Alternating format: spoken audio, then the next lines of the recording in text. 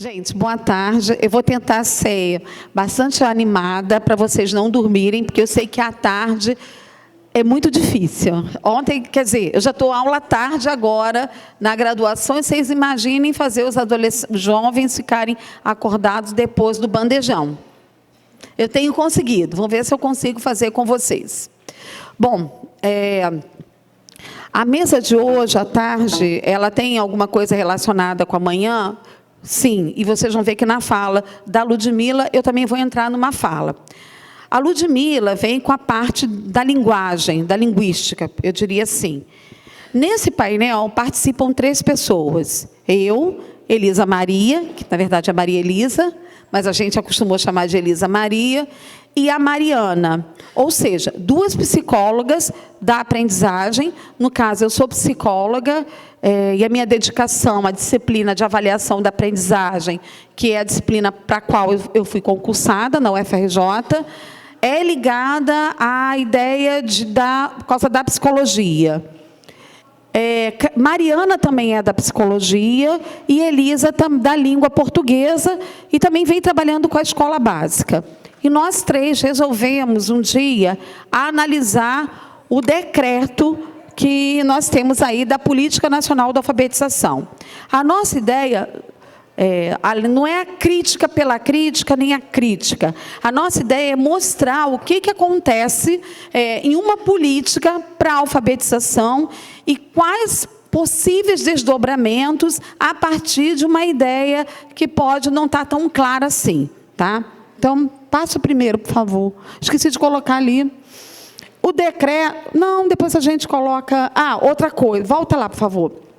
Quando nós fizemos o tema, nós colocamos, na verdade, psicologia cognitiva.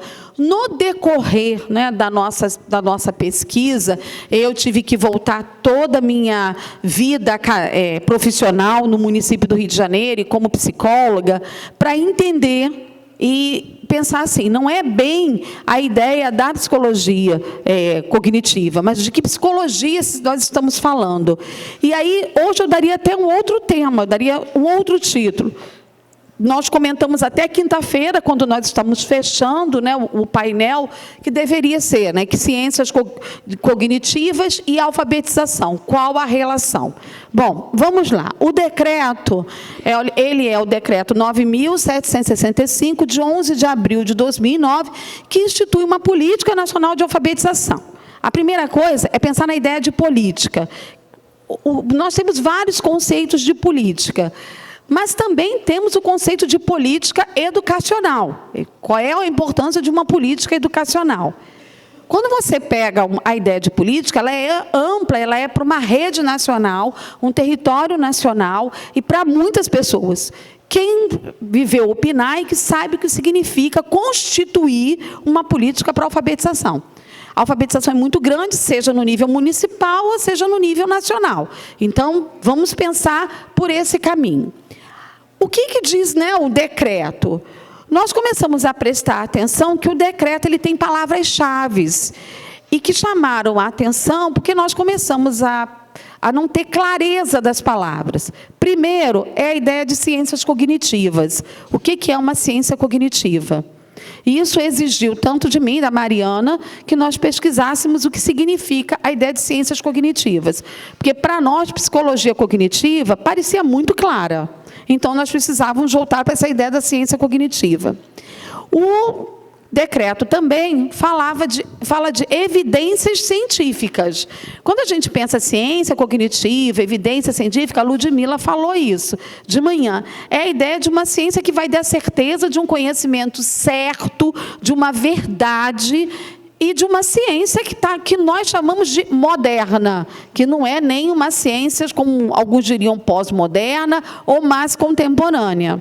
É a certeza de que você vai fazer isso e isso vai dar certo. Mas vamos lá, não tínhamos clareza do termo ciências cognitivas, evidências científicas, e entre esses passos tem os componentes essenciais para a alfabetização, que são 6. Se vocês pegarem o decreto, vocês vão ver que são 6, né, Elisa? 6, que a Elisa vai trabalhar isso depois da minha fala. Eu vou trabalhar com vocês 5 slides e vou passar para a Elisa, porque a Elisa vai trabalhar esses componentes aí que o decreto traz. Há uma questão que passa a ser responsabilidade dessa alfabetização, escola e família, tá? Outra coisa, políticas exitosas, desde nacionais a internacionais. Então, a experiência de alguém que deve ser trazido para poder ser feito em algum lugar. Se vocês repararem, tem todo um traçado que para nós parece difícil de se pensar. Aí, lá pelas tantas, o decreto, ele parece querer abrir, né? Parece que ele tenta trazer a fala de outras pessoas. Eu creio que esse decreto, ele tem a predominância de um grupo, mas houve a fala de outras pessoas, porque aparece a igualdade de oportunidades educacionais, isso, de certa forma, todos nós aqui concordamos, e as metas 5 e 9. Olha como é que a meta 5 volta aí. Esse decreto, ele é baseado em 2 artigos legais. O artigo 8 da LDB, que vai falar do regime de colaboração, e o 2 do PNE, que é erradicação do analfabetismo. Tá? Então, é aquela ideia também constitucional de fazer com que todos aprendam. O que tem a ver isso tudo? Tá? Vamos para o primeiro slide. Vai. Quando nós começamos a pesquisar, nós vimos que as ciências cognitivas, na verdade, ela é composta por várias ciências, ela não tem uma ciência só. Ela tem neurociências, psicologia, linguística, filosofia e a inteligência artificial. Né? Tem um chamado cognitivismo informacional. Na psicologia, nós temos também, né, a ideia de uma psicologia também que vai dar conta do conhecimento. Mas o que se baseia a ideia do cognitivismo? Ele vai superar o behaviorismo. Todo mundo aqui é professor e sabe que tem a caixa do Pavlov, que condiciona o cachorro é testado. Eu não sei se todos estudaram, mas é assim. Pavlov colocou um cachorro dentro da caixa, acendia a luzinha, botava comida para o cachorro. Acendia a luzinha, botava comida para o cachorro. Um dia acende a luzinha, mas não bota comida para o cachorro, ele saliva. E aí vem a ideia de que você precisa de um estímulo de fora para bater em você e você fazer um comportamento. O que é interno, o que é subjetivo, não entra como ciência.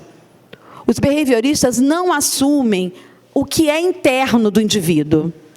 O cognitivismo, ele vem e ele vai quebrar essa ideia. Ele vai dizer, não, a gente precisa ultrapassar a ideia do estímulo-resposta. A gente precisa pensar como se dá a aprendizagem de outro jeito. Aí cheguei na palavra mágica. Todas essas linhas vão lidar com a ideia de aprendizagem. Né? E o cognitivismo é um ponto importante, e todo mundo acha que houve o behaviorismo foi superado pelo cognitivismo, porque um substituiu o outro. Pois é, a história não é bem assim. Behaviorismo e cognitivismo sempre existiram concomitantes, tentando disputar a atenção das pessoas para explicar a aprendizagem. Vou traduzir. Qual é a vertente hoje que a gente tem para pensar na aprendizagem das crianças? O cognitivismo. Ele é que vai tentar entender como o indivíduo lida com um conhecimento, que é algo que está fora dele, não está com ele. É importante isso? É super importante. Então, quando a gente olha, nós começamos a pensar assim, qual é a ciência cognitiva que o decreto cita? Eles não explicam. Só diz, ciências cognitivas. Certo? Elisa quiser colocar, você é só se posicionar. Então, não tem clareza das ciências cognitivas. Em alguns momentos você pode supor, será que eles estão falando da neurociência? Será que eles querem que trabalhe com tudo isso? Será que eles estão falando da psicologia da aprendizagem, que tem a escola do cognitivismo? Não está claro qual é a ciência cognitiva que está expressa aí. Sabe-se que há, sim, uma ideia que está ligada a um tipo de aprendizagem que não fica claro no decreto, tá? Como eu disse a vocês, quando a gente olha, vamos agora para a escola, para a formação do professor. O que nós sabemos é que a psicologia da aprendizagem, que não é uma área, vamos dizer, muito visitada no nosso país, pela própria psicologia. Poucos são os pesquisadores que vão adentrar nessa área. Nós tivemos uma certa dificuldade até para lidar com a literatura. Nós vimos que vários livros, eles pararam durante a década de 90. E nós tomamos um susto, porque a área está muito aberta. Né? A área, qualquer um pode visitar e colocar palavras em cima dessa área. Mas nós vimos que a primeira forma que foi pensada, a ideia de alfabetização, foi pela Gestalt. A Gestalt, ela é uma área do cognitivismo que trabalha com a figura fundo, em que você tem as partes e você tem o todo. E visitando alguns materiais, se vocês olharem as cartilhas, vocês já observaram os desenhos que as cartilhas possuem? Como é que elas são coloridas, o contorno, o desenho? Aquilo ali não foi pensado à toa, não foi feito um desenho, porque alguém criou aquele desenho e achou bonito. O desenho, ele tinha uma função de chamar para essa figura fundo, para fazer com que as crianças chegassem a uma percepção, é a palavra mágica da Gestalt, para que ela criasse, de acordo com a Gestalt, o insight. Todo mundo diz assim, caramba, deu estalo. Pois é, a Gestalt, ela explica que o estalo é quando você faz as relações, né, entre as partes e o todo. Você entendeu e você constrói aquilo ali. Então, durante muito tempo, nós usamos isso como referência. Houve uma superação da Gestalt? Sim, porque ela não conseguiu responder alguns desafios do conhecimento só pela concepção de figura fundo, tá? Mais tarde, nós tivemos outras teorias cognitivas na aprendizagem, como Brunner, que vai trabalhar com a elaboração de conceitos. Como nós criamos conceitos na aprendizagem? Ele trabalhou com uma série de estudos, mas também não conseguiu encaminhar, né, para ampliação desse conceito. Mas ele está aí em alguns estudos que a gente acompanhou, alguns livros, e vimos que ele continua. O Piaget e o Vygotsky é que nos importam nesse momento. Por quê? Para a gente pensar, o Bandura, ele também volta ao behaviorismo, mas ele volta hoje à psicologia social. Mas vamos ao Piaget e o Vygotsky. Uma coisa tem que ser colocada. Eles eram contemporâneos e, pelos estudos que nós fizemos, eles se comunicavam, tanto Piaget quanto Vygotsky. Eles trocavam cartas, até que o Vygotsky foi proibido de conversar com o Piaget, as cartas não chegaram mais, e o Piaget recebeu a notícia da morte. Piaget viveu muitos anos e Vygotsky morreu muito cedo. E a discussão com o Piaget pelas cartas é justamente a interação, né, o contexto social, a perspectiva sócio-histórica. O Piaget, ele vai trabalhar com a ideia que a gente chama de estruturalismo, né? Ele vai colocar fases, estágios.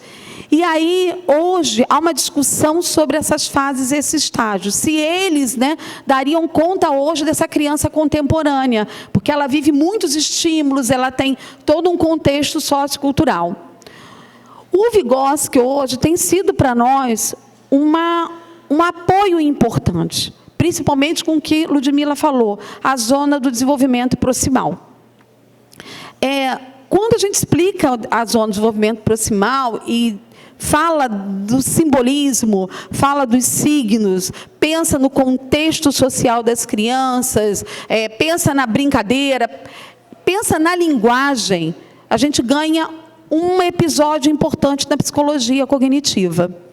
O que nós percebemos é que quando a psicologia da aprendizagem vai estudar a aprendizagem, descobre-se que a linguagem é um importante passo na ampliação da ideia que vai se estudar a cognição.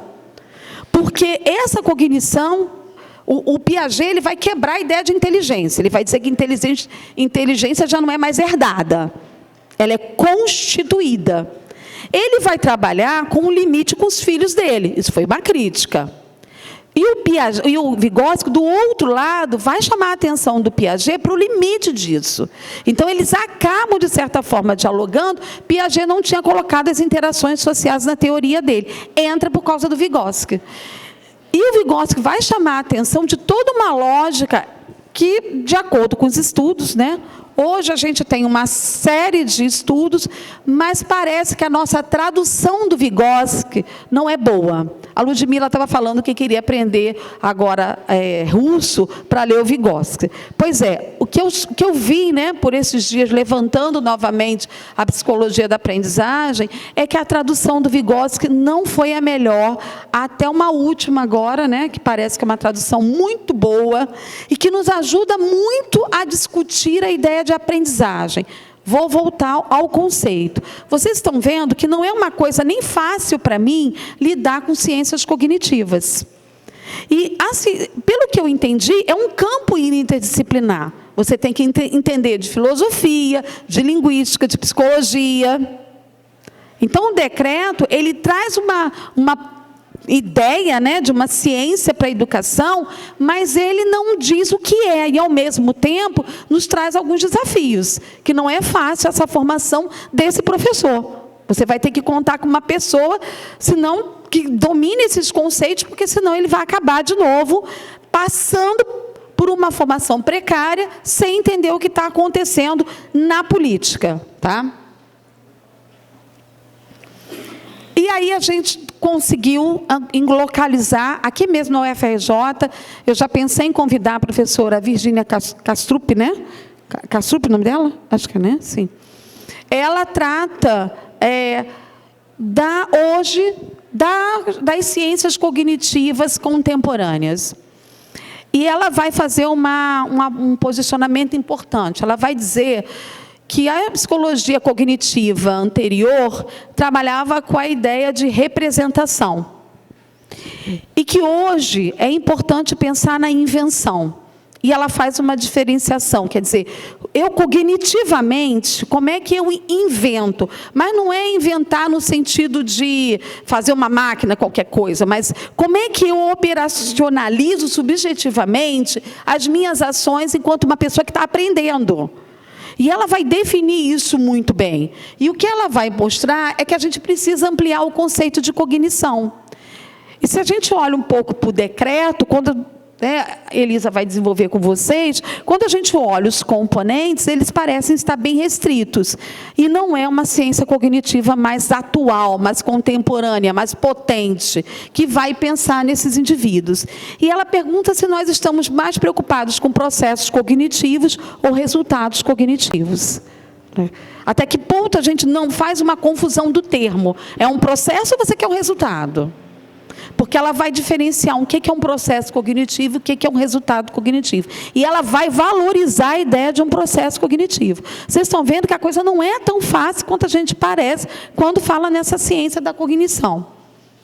E ela vai falar dessa processualidade, faz uma crítica, né, ao cognitivismo informacional, de não comparar a nossa mente com o sistema do computador, né, que hoje tem uma coisa muito ligada, né, de pensar que nós somos como se fosse, nosso cérebro fosse a memória de um computador, e não é. E ela vai explicar isso muito bem.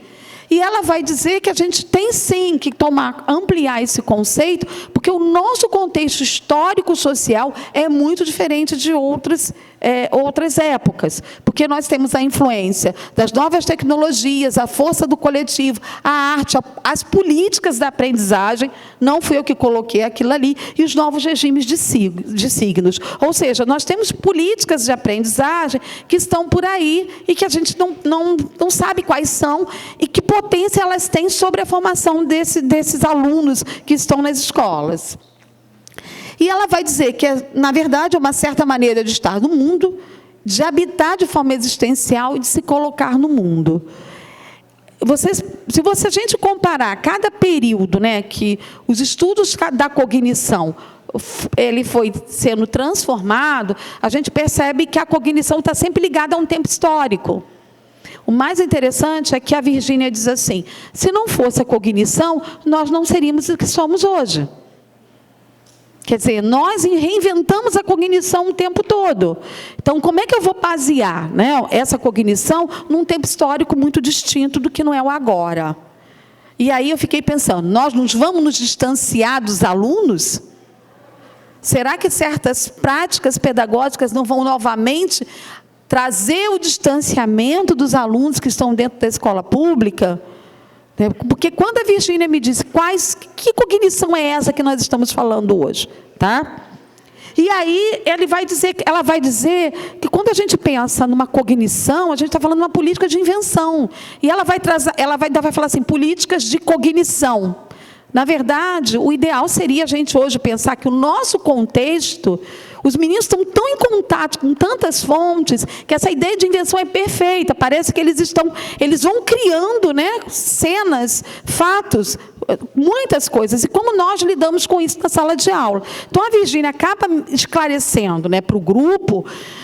Quer dizer, na literatura dela, eu posso passar depois para vocês o nome do livro. O livro é muito bom, vale a pena. Ela fala de aprendizagem. E eu quero ver se eu marco com a Virgínia para conversar conosco. Ela fala justamente isso. Que tempo é esse? O que significa essa cognição contemporânea? E a gente toma um susto ao olhar uma política educacional que vai tratar das ciências cognitivas, mas não entende que a subjetividade, que essa identidade, ela não está deslocada desse conceito. Tá? Vai, prefeito. E aí, para pensar, né, eu acho que vale a pena agora, eu vou passar para a Elisa, pensar qual é o entendimento de cognição no decreto. Né? Não está claro para nós qual é o conceito, de onde ele veio. Ele tem, né, ele é todo picotado, o decreto, ele é feito até com momentos em que você parece estar lendo behaviorismo. Quando você volta, vem para a ciência cognitiva. É um vai e vem que a gente não tem clareza de como isso funciona. Como pensar em um processo de invenção a partir de componentes essenciais para a alfabetização, né, que ele vem ali discriminando o que é. Eu acho que Ludmila ainda vai ajudar a Elisa na caracterização desses componentes. Hábitos que deverão ser cristalizados ou processo de aprendizagem. Aí eu acabo pegando a Virgínia novamente. Né? Eu estou falando de aprendizagem. Ao mesmo tempo que o decreto me fez voltar a ideia de repensar a aprendizagem, que eu acho que é rico, o decreto acaba trazendo eu de volta para a psicologia da aprendizagem, né? E eu consigo hoje pensar, então tem a linguística, eu tenho agora a filosofia, então não fico só na psicologia da aprendizagem. Legal, estou indo. Mas aí depois eu vou encontrando os limites, né? Ele vai tendo limites na composição dele. E aí vem a pergunta que não quer se calar, o que significa aprender pelo decreto.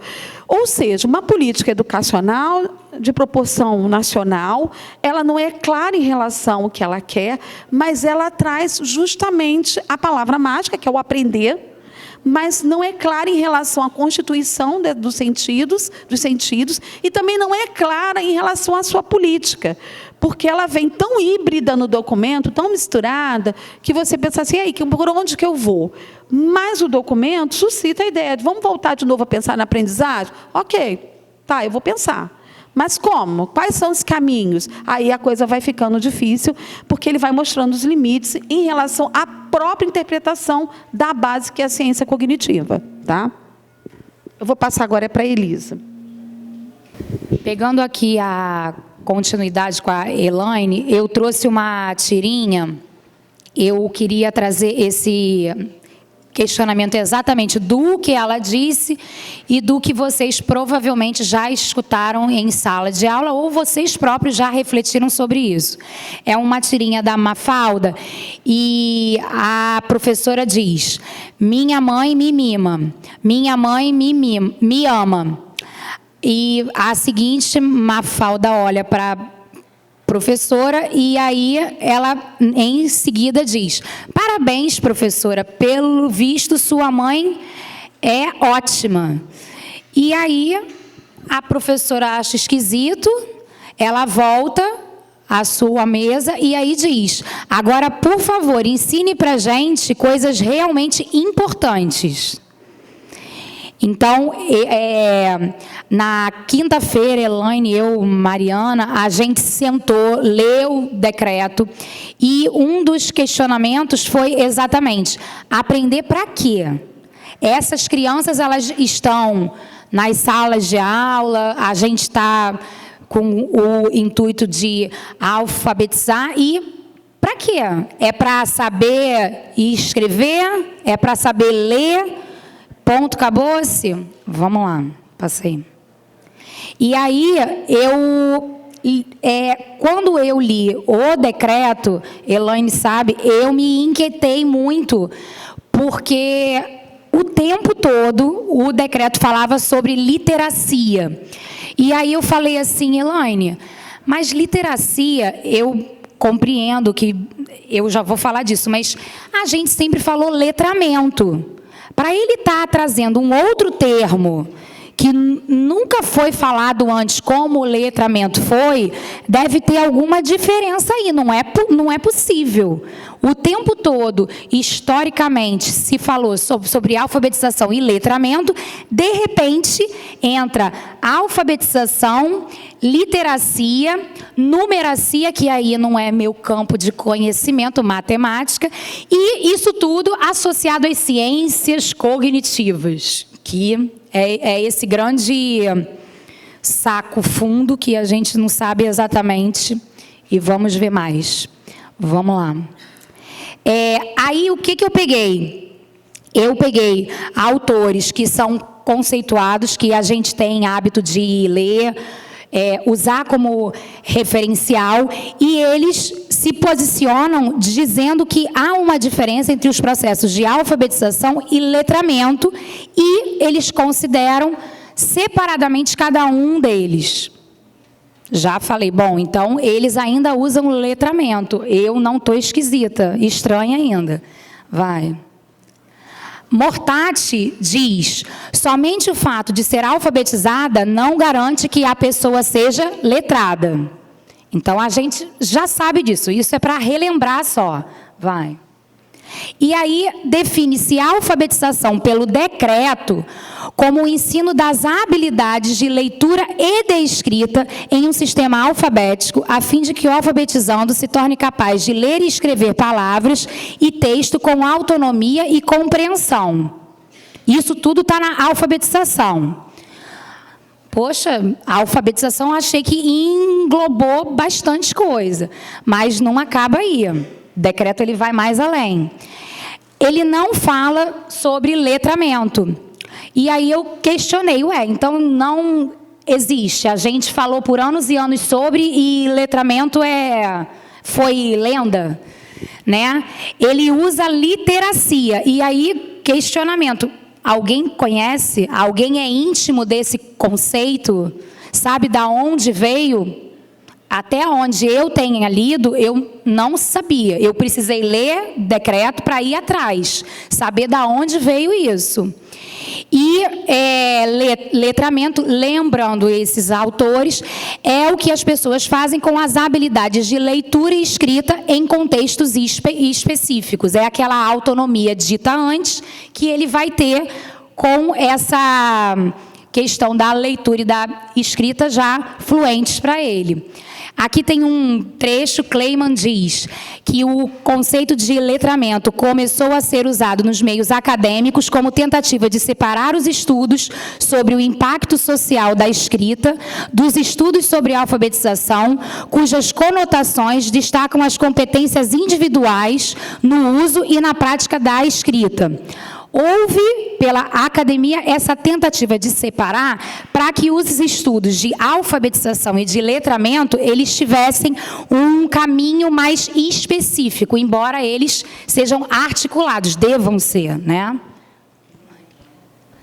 Aí eu tive que ir para a história, saber de onde veio a literacia, gente. Eu não me aguentei, eu não sei vocês, mas letramento aqui no Brasil, ele se originou do em inglês, que é o literacy.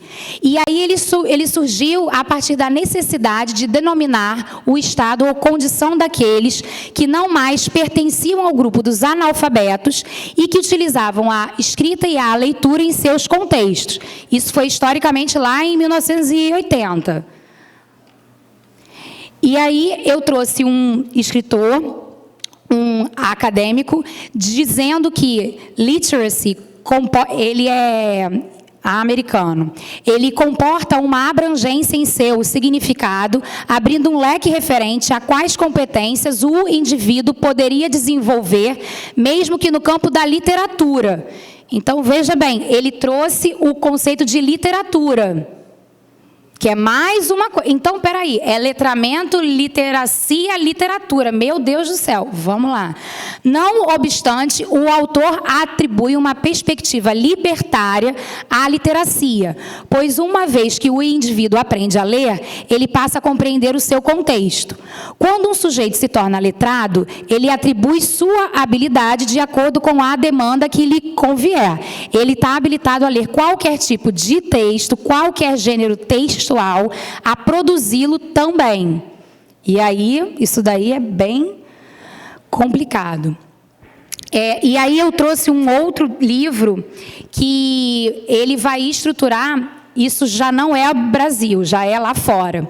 Que na Revolução Industrial Britânica, primordialmente, só se ensinava o indivíduo a ler e não a escrever, para absorver os significados culturais, bem como instruções escritas no trabalho e ensinamentos morais religiosos pela Bíblia. No entanto, sem poder reproduzi-los através da escrita, fator considerado irrelevante em sua educação, já que raramente os trabalhos demandavam a palavra escrita. Então, naquela época da Revolução Industrial, se ensinava a ler, mas solto do escrever. Então, você tinha aquela leitura, mas ela é instrumental, é para o que ele especificamente precisa saber, não é o que ele quer saber ou pode saber, é o que ele precisa. E aí, só que há uma reviravolta. Não havia como ler a Bíblia, o que também impedia que as pessoas lessem a imprensa radical. Uma intenção controlada acabou tendo um efeito incontrolável. A aquisição da literacia, como é agora, quase sempre envolve uma submissão a um processo longo e demorado de treinamento social, a educação, que também envolve muitas outras questões além da literacia e habilidades semelhantes a outras coisas ensinadas. Aqui eu tive que traduzir, aí faltou coisa ali. Vai. Aí chegamos à literacia, como está no decreto. Literacia, conjunto de conhecimentos, habilidades e atitudes relacionadas com a leitura e a escrita e sua prática produtiva. Coloco uma observação. Não é uma palavra reconhecida pelo corretor automático do português brasileiro. Isso vale a pena. Se vocês forem lá no Word, PowerPoint, vocês vão digitar literacia e ele não reconhece. Curioso. E, pelo decreto, há a definição ainda de uma literacia emergente.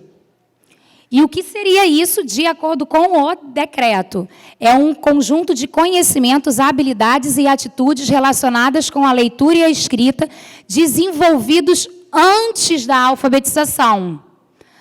E aí isso gera um questionamento básico que nós fizemos quando lemos de... Bom, se é antes da alfabetização, você está querendo dizer que é na educação infantil? É isso mesmo?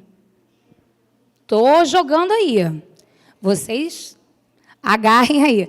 E aí eu tracei a hipótese. Seria um novo nome para o que a gente conhece já como letramento? Hipótese, eu não sei. Estou... Assim como vocês, Ludmila já fala. Vai. Aí eu trouxe aqui uma reflexão que eu acho que é para a nossa prática como professor E com essas questões políticas que estão envolvendo nossas vidas, de não poder falar sobre, de não poder usar tal assunto ou tal tema em sala de aula. E essa é uma reflexão de um estudioso sobre professores de inglês, mas que naturalmente podemos pensar como nós de português. Ele diz o seguinte: professores são comprometidos pela sua formação com a ideologia da literacy. Eles não podem obter êxito negando as implicações políticas desta ideologia, escondendo debaixo do tapete a pesquisa e a metodologia. Literacy implica conteúdos específicos, assim como habilidades formais. O formalismo extremo é evasivo e dá impressões e ideias erradas. Então, se você faz aquele movimento que a Elaine disse, de categorizar, botar cada etapazinha bem definidinha, você está sendo extremamente formal, e o que ele traz é que isso é extremamente evasivo, isso não leva a finalidades concretas e pode ainda mais levar a ideias erradas. Aí tem mais um. E agora, gente, diante disso, que é o cenário, que é a política, né? É o decreto que está aí, é o que vigora, é o que eu, lendo hoje a base nacional, eu acabei de ver que a política de alfabetização, ela vai estar ligada intimamente com essa política de alfabetização. Então, não há como a gente falar do decreto sem falar de BNCC. Isso é outra coisa que eu trago para vocês. Desculpa não ser uma notícia boa, mas... Tá, gente? Eu acho que foi já. Já foi. Obrigada. Ludmila agora. Não é ela ou não? Era a Mariana. Mariana não pôde vir. Mariana não foi dispensada. O que nós queremos, de certa forma, trazer para vocês é que eu trouxe a primeira parte, que é da onde vem, né, que ciência é essa, que chamam de ciências cognitivas. E ela trouxe o conteúdo do que estaria dentro da alfabetização. Isso tudo num decreto que é desse tamaninho. Ele é pequeno, mas ele traz esses embates. E para a gente pensar como nós vamos lidar com essa ideia. Porque eu poderia dizer, eu vou ignorar o decreto. Não, ele está aí. Né? Ele está posto. E a gente sabe que muitos vão voltar a esse decreto, como a gente já está escutando, tipo, olha, o melhor método do mundo é o fônico. E aí a gente tem que perguntar como é que a gente encaixa tudo isso na realidade. Porque...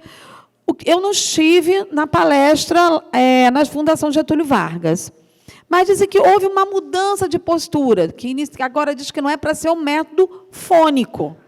O método fônico, ele tem uma base cognitivista, ele pode até ter uma base cognitivista dependendo do eclético.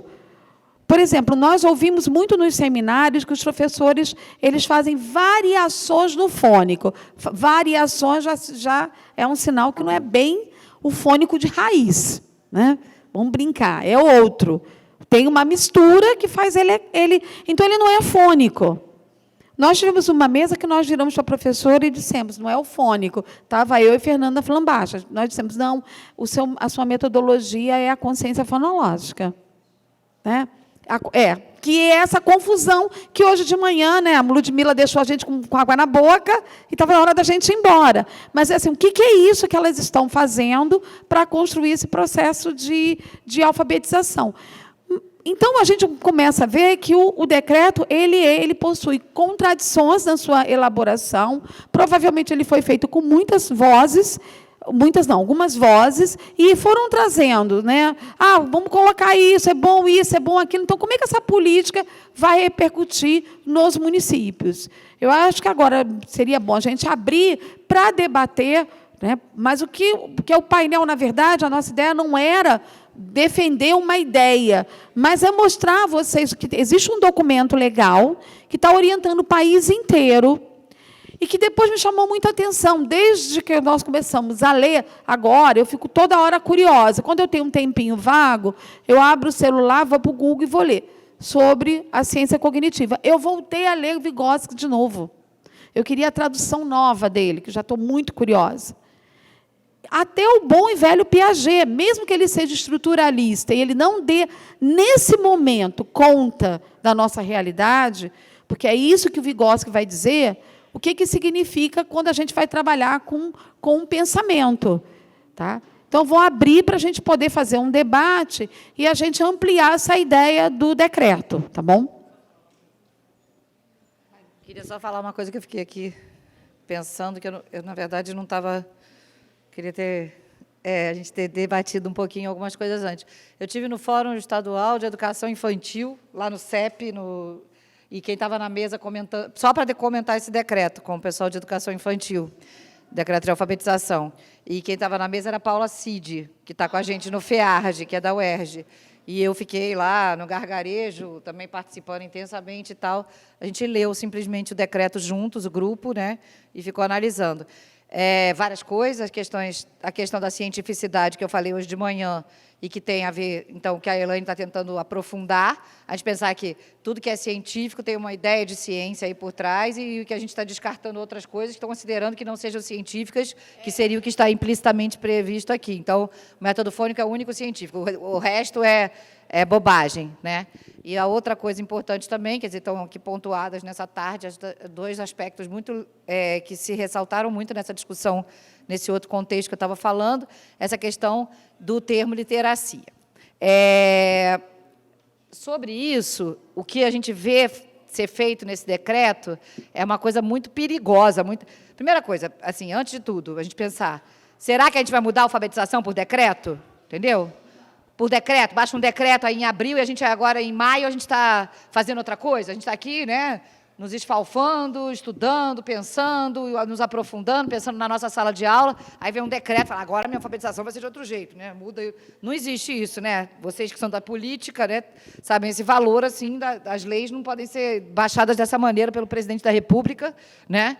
E aí, então, assim, o que está a letra do decreto, né, no literal do decreto, que a gente pode ler aí, é simplesmente ignorar a discussão que nós aqui temos há tanto tempo, como eu até mencionei hoje de manhã, que, no contexto brasileiro, em 1995, você tem um livro da Angela Kleiman, que chama Os Significados do Letramento, e mais impactante, porque as duas são muito importantes, mas é evidente, como o Cassiano falou de manhã, a nossa madrinha, né, eu costumo dizer papisa da alfabetização, a Magda Soares, né, que é a pessoa mais importante que a gente tem, o nome mais importante que a gente tem em termos de alfabetização, né, que lançou o livro agora em 2016 e foi o Prêmio Jabuti, e para a gente discutir. A obra dela tem caminhos e retomadas, né? Inclusive, a questão do letramento tem uma grande importância nessa retomada, como eu relatei hoje de manhã. O livro dela, de 1998, vai trazer a explicação, o livro chama Letramento, um tema em 3 gêneros. Vai trazer para a gente, para quem já leu, espero que todos já tenham lido, né, em PMG, 3 tamanhos, né, são 3 gêneros, como eu falei.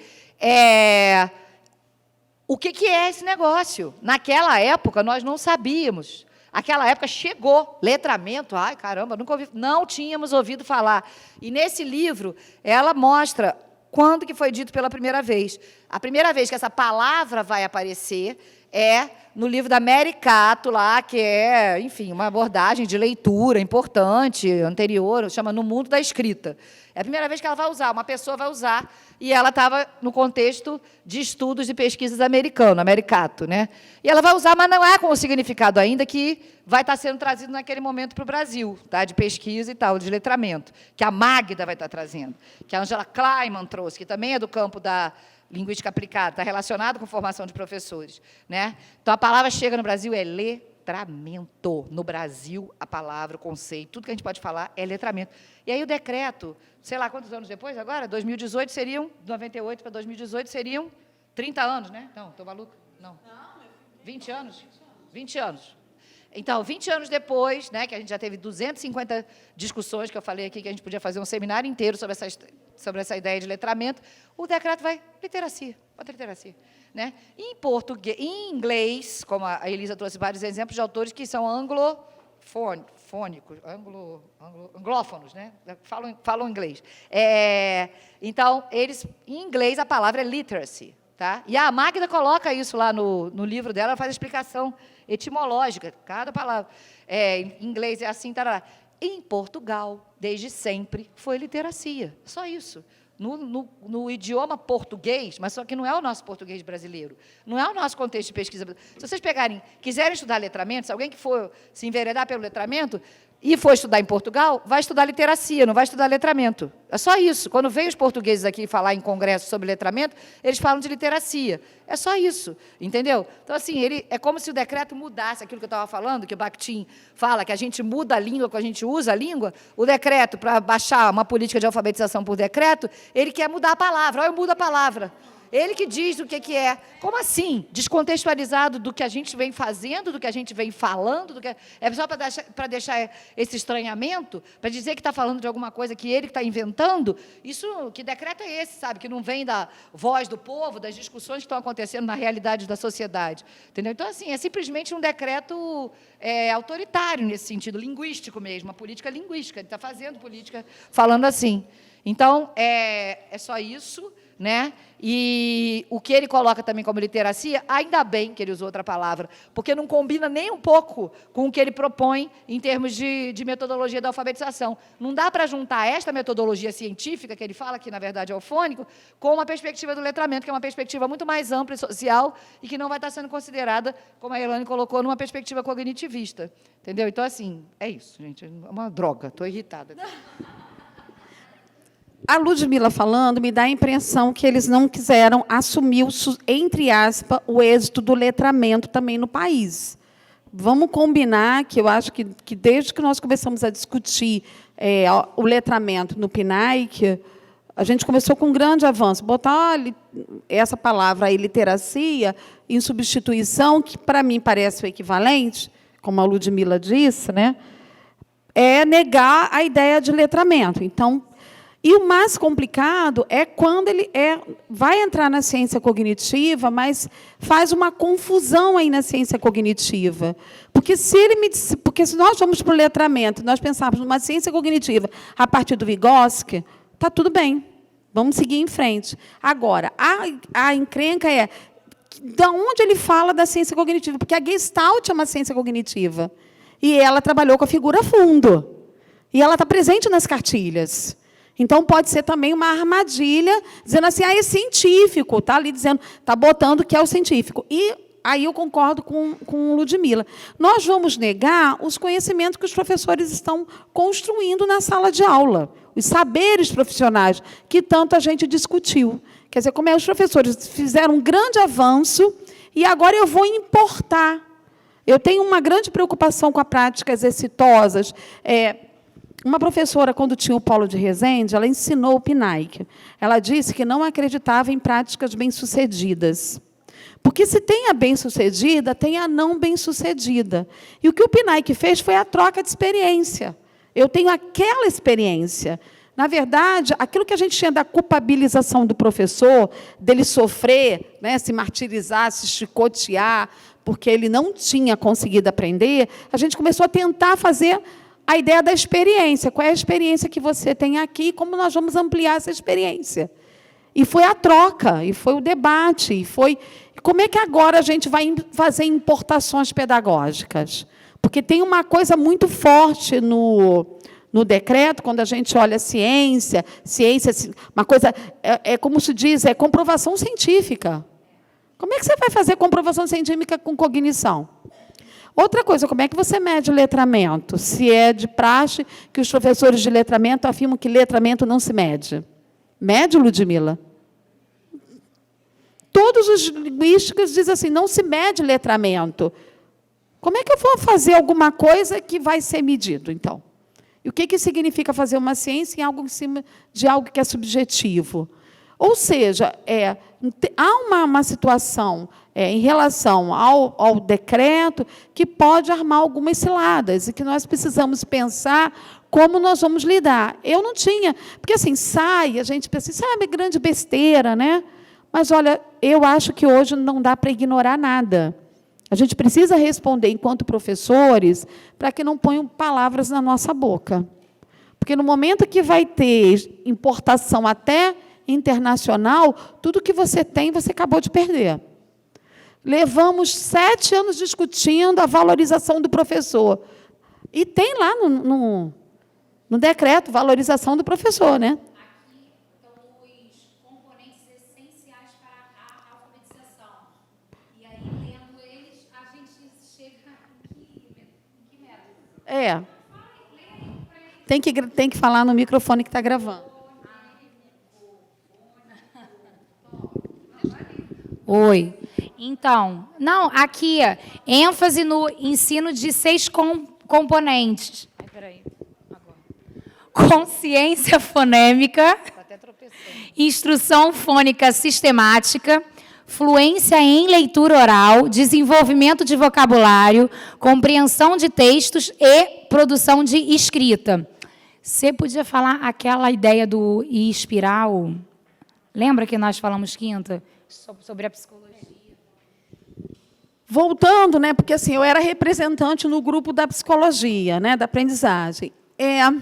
Se a gente pega o período, né, os cognitivistas ligados a Piaget e ao Brunner, eles vão defender a ideia de um currículo espiral, aquela ideia de vir do menor para o maior. Então, no primeiro ano, você dá uma gotinha, no segundo ano, você dá 2 gotinhas, no terceiro ano, você dá a terceira gotinha. Então, é como se você fosse aumentando esse currículo gradativamente. Se nós observarmos o modo como as cartilhas trabalham, elas vão nesse mesmo desenvolvimento. A cartilha é um currículo espiral, né? Ela vai trabalhando na questão dessa graduação de complexidade.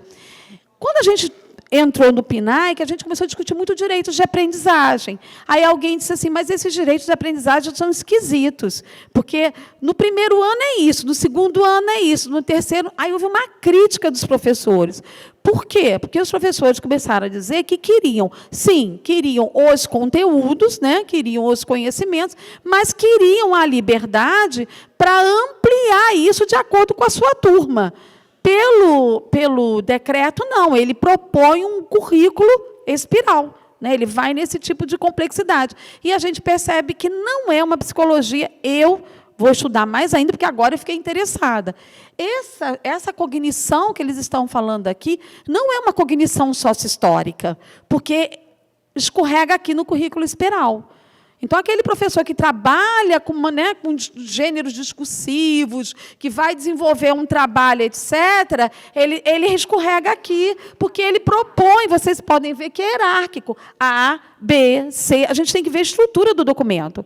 Ele tem fases muito bem desenvolvidas. Ó, A, B, C, D, então ele tem etapas. Então, a gente volta a uma lógica, ou Brunner, ou o próprio Piaget, né, que o Piaget vai trabalhar com a ideia de fases, você vai do concreto ao lógico, né, e o Piaget vai dizer, a psicologia cognitiva também vai dizer que muitos não chegam ao pensamento lógico, né, isso é uma coisa séria, mas o Piaget vai dizer que a criança só vai chegar a esse pensamento lógico aos 12 anos, que precisa passar por fases em que ele amadureça e desenvolva esse pensamento.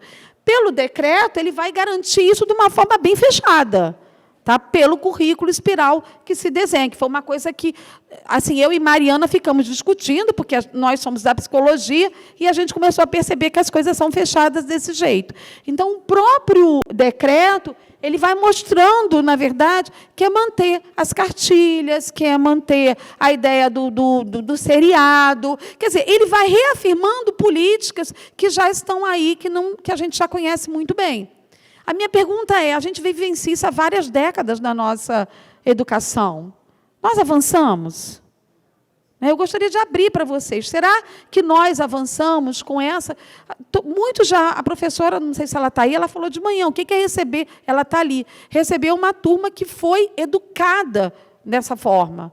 Tá? Porque hoje, quando você estuda didática, currículo e avaliação, a gente sabe que nós educamos... através desses 3 eixos, né? Então, como nós fazemos isso com as crianças? Como eles chegam ao 4º e 5º ano? Porque eu posso garantir que todo mundo ali vai ter o tal do vocabulário. Ele vai cair na prova, esse vocabulário. Provavelmente vai cair na prova na ANA. Os meninos darão conta, podem até ter os índices altos. A pergunta é, serão leitores e escritores depois? Porque eu aprendi que eu posso ter aluno tirando 10, 10, 10, 10, 10, mas ele pode não ser um leitor no final. Que eu acho que foi a grande pergunta que nós fizemos. Então, de que forma o decreto ele pode impactar, sim. Se você pegar uma secretaria que tenha um certo amadurecimento e diga, não, vamos ler esse decreto com atenção para ver o que tem aqui, tá? Eu, por exemplo, nunca mais tinha mexido na psicologia da aprendizagem. E fui mexer, de novo, na minha trajetória ligada à psicologia, eu fui mexer na trajetória. E eu vi que nós estamos defendendo hoje, né, a abordagem sócio-histórica, para nós tem sido a mais importante. Ela tem dado conta da nossa realidade pela forma como a cultura está se mostrando impactante hoje. E eu me pergunto, acho que agora vamos abrir para que vocês se posicionem, para vocês se colocarem. Tá? Quem gostaria de ajudar e contribuir com o debate? Quem gostaria de falar? A gente só pede que o micro... Não vai, não. O fio não vai. Bom, eu sou Adriana, sou de Araruama. Nós tivemos certamente a mesma inquietação quando lemos o decreto, né? Falei, que diacho de literacia é essa? E lá fui eu pesquisar também. E, além do que, todas essas questões também vieram à minha cabeça, e lógico que não com tanto aprofundamento como vocês, mesmo porque eu propus um estudo de grupo, né, e a gente está se mobilizando para isso. Mas eu acho que a minha preocupação ela vai além disso, né? Que material didático é esse que vai chegar lá na escola, a partir desse decreto? E será que vão atrelar verbas para os municípios de acordo com o que se utilize desse material ou dessa política? Isso me preocupa. Sim, é previsto no decreto que será feita a adesão a programas. Não diz quais... Tudo assim, nada diz o que é o quê, tá? Eles lançam e largam lá o conceito. Mas, provavelmente, eles deve ter já uma articulação, os grupos trabalhando, as comissões, que vão ver os materiais que estejam de acordo com a política nacional de alfabetização. E o município vai ficar numa grande sinuca, porque, dependendo da verba... né? Pois é. Vai ter que fazer a adesão. Então, o que significa essa adesão? Tá? Pois é. E por mais força que nós tenhamos, e eu sei que Araruama tem uma força bastante grande dentro da alfabetização, o nosso grupo está desde 2013, e a gente somos 10 pessoas, e a gente luta muito pela alfabetização, mas por mais força que nós tenhamos, eu acho que o dinheiro acaba falando mais alto, né? Mamãe dizia que onde falta dinheiro e pão, todo mundo briga e não tem razão. Mamãe, para mim, era uma filósofa. Então, é isso. O senso comum, sabe? Onde falta dinheiro e pão, todo mundo briga e não tem razão. Então, é mais ou menos isso. Nós estamos com realidades muito difíceis nos municípios. Qualquer verba que entra claro. É muito bem-vinda. Eu acho que os municípios vão ter sim, um jogo de cintura para lidar com essa política, porque ninguém vai abrir mão do dinheiro, né? Ninguém vai abrir mão da adesão. Mas o que significa realmente a adesão? Eu acho que eu estou aprendendo muito hoje, né, a relativizar. A adesão no PNAE, no Rio de Janeiro, foi diferente em todo o país. Aqui, houve uma reação enorme ao material produzido pela Universidade de Pernambuco. Porque, como ela veio com construtivismo na beira e alma, né, muitos tiveram um susto e disseram, nós não queremos o construtivismo, porque já não deu certo, aprovação automática. E nós, a universidade, tivemos que aprender a fazer uma grande comunicação com a escola básica para tentar compreender como nós seguiríamos. Essa semana até, eu vou dizer uma coisa para você, eu falei para a Ludmila. Eu voltei ao construtivismo, né, para ler para o decreto. O Piaget, eu discordo das etapas, eu acho que ele fez um bom trabalho, há um limite, porque ele se baseou muito nos filhos, né? E isso foi uma crítica da academia a ele produziu depois outros estudos, mas uma coisa que o cognitivismo trouxe é que os alunos têm que aprender a lidar com a descoberta. Né? E o Piaget foi muito ligado a isso. Quer dizer, como é que eu produzo a descoberta? Hoje a Virgínia está dizendo, hoje a gente tem que pensar na invenção. O que é uma invenção? Mas, cognitivamente, como é que eu faço alguém fazer a descoberta? Tá? Quer dizer, qual é a relação do conceito de aprendizagem com descoberta? Que é muito diferente do behaviorismo, de você apenas reproduzir uma ação externa, né? De reproduzir, repetir. Então, eu acho que hoje nós temos que ter cuidado com o que a gente vai fazer nesse município. Né? Não é uma coisa muito fácil, porque o impacto de uma política pública, você não vê agora, você não vê nem em 2 anos, você vê em 10 anos, impacta na geração. A gente não sabe nos efeitos do PNAEC, a gente só vai saber os efeitos do PNAEC em 2023, né? Porque é uma geração inteira que está, principalmente no estado do Rio de Janeiro. Eu creio que nós teremos que tomar cuidado, né, ao lidar com esses materiais, porque vai ser difícil o município descartar. Dinheiro é necessário, né? Ninguém vai jogar fora dinheiro. Há uma crise no país, então a gente tem que pensar como nós vamos lidar com esses materiais que vão chegar. Qual é o material? Eles não dizem. Eu tenho a impressão que serão os materiais didáticos, né? Que que serão os livros didáticos e, possivelmente, o conteúdo que vai vir com a base. Tá? Que eu acho que tem uma coisa, quando a Elisa fala da base, eu não sei se isso já chegou na base. Eu não tenho contato com a comissão da base, eu não sei como essa base está, como ela está sendo implementada nos municípios, porque eu sei que tem até dinheiro para isso, mas eu acho que vai ter uma junção aí, e ela precisa ser olhada, investigada, com muito cuidado. Voltando, eu criei um respeito muito grande pelo construtivismo de 2 semanas para cá, sabe? Porque não é uma escola qualquer, mas a forma como ela foi interpretada no Brasil, a forma como ela foi vendida, reproduzida por interesses, é que colocou nós, professores, numa sinuca. Hoje de manhã, a Ludmila está falando nas ondas, né? É isso. Como é que a onda chega na escola? Como é que a onda bate na minha porta? O construtivismo, ele tem toda uma história que está ligada muito à Europa, que é muito diferente do behaviorismo americano. No Brasil, a gente tem impacto de vários, né? A gente tem um behaviorismo que vem com essa coisa da decoreba, da memorização, que é uma lógica americana, mas você tem um construtivismo que é uma lógica europeia. E como nós aqui lidamos com tantas ideias no campo educacional. Né? Aí vem um decreto que já completa ainda tudo isso. Entendeu? Diferente de tudo que a gente conhece. Diferente. Se você olha, eu não pesquisei, mas se você olha o decreto do PNAEC... Né? Ah, sim. Isso. Tem um livro do Tomás Tadeu que é chamado Liberdades Reguladas, que são a pedagogia construtivista e outras formas do governo do eu. Esse livro pode nos ajudar a pensar nas incoerências com o construtivismo, que é uma lógica de uma escola, né, da psicologia, foi adaptada à educação e de que forma foi adaptada. Né, e o buraco que se criou para nós, professores. Talvez o Brasil sofra tantas influências que nos colocam numa situação muito difícil de lidar com a escola. Eu pensei muito, de quinta para cá, então, eu fiquei pensando muito nessa lógica da aprendizagem no Brasil. Né? Como nós lidamos com o conceito de aprendizagem? O que significa aprender?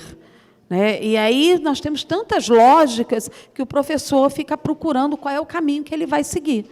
Né?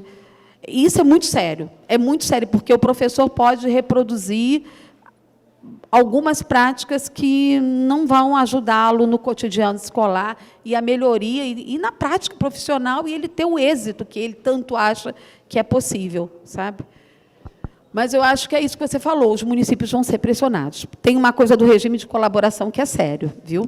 E a preocupação é exatamente essa, porque vai se quebrar um trabalho que está sendo feito já há 7 anos, mas, no final, provavelmente, vai quebrar 8 anos depois, e o resultado que é esperado do trabalho do PNAEC vai aparecer como sendo do trabalho do decreto.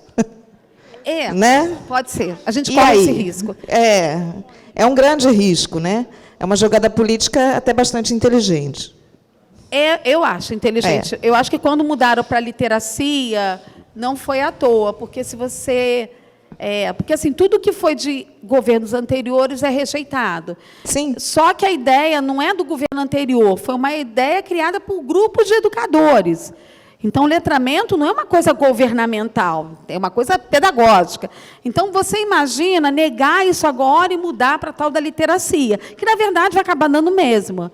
Mas como é que fica uma política educacional que vem há anos desenvolvendo, né, junto com os professores, uma lógica? Mas o que mais me preocupa, eu acho que não é, eu acho que nesse momento, acho que até o ano que vem, nós estamos um pouco mais tranquilos em continuar a política do Rio.